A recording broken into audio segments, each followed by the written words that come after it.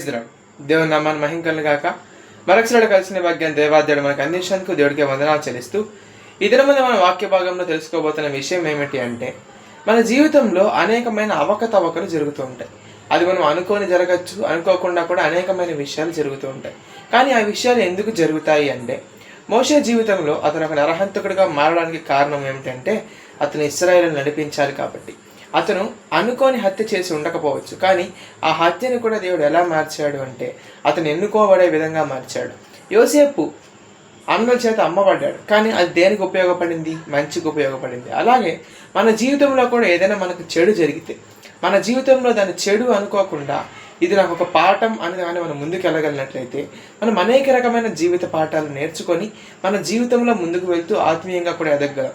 అదే కానీ దాని గురించి బాధపడుతూ కూర్చున్నాం అనుకుంటే అక్కడే ఉండిపోతాము, మనం ముందుకు వెళ్ళే ప్రసక్తే ఉండదు. కాబట్టి ఎక్కడైనా మనకు జరిగిన చెడును మంచిగా మార్చుకునే ప్రయత్నం చేద్దాం. వాక్యం దేవుడు దీవించి ఆశీర్వదించిన గాక. ఆమేన్.